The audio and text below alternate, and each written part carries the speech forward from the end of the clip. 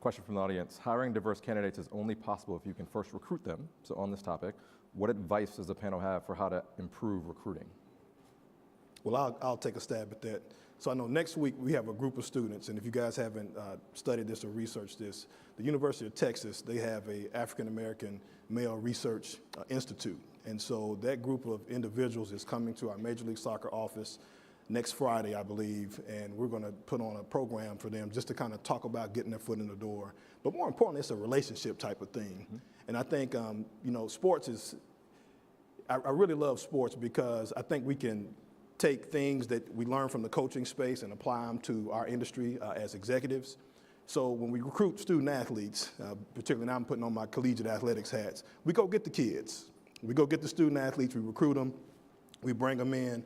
I think we need to adopt some of those philosophies and go into spaces where they are, meet them where they are, and identify individuals who you would like to work in your organization. Now, I know we have these different hiring practices, that's why we have the Rooney rules and certain things in place, but we all know this business is like the mafia.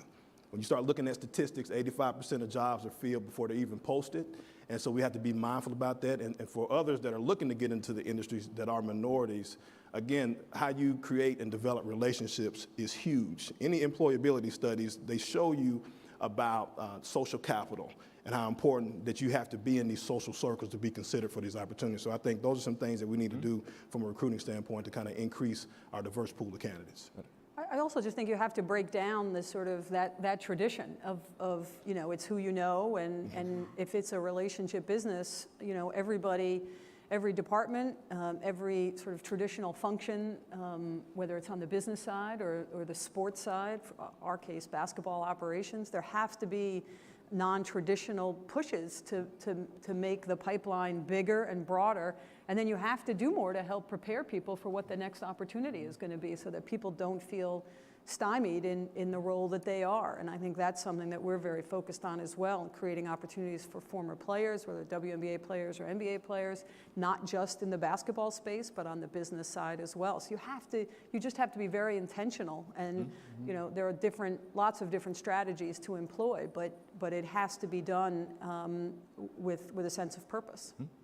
I have this one anecdote I have to add. This woman I saw last week speak at this conference said that, and she's the president of an agency in the Boston area, she said that every open job rec she has, they require a diverse pool of candidates.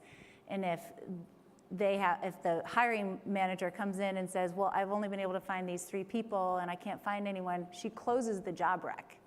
Like, she won't even allow it to be open anymore, because if you don't make room for that, then it's not even possible to happen.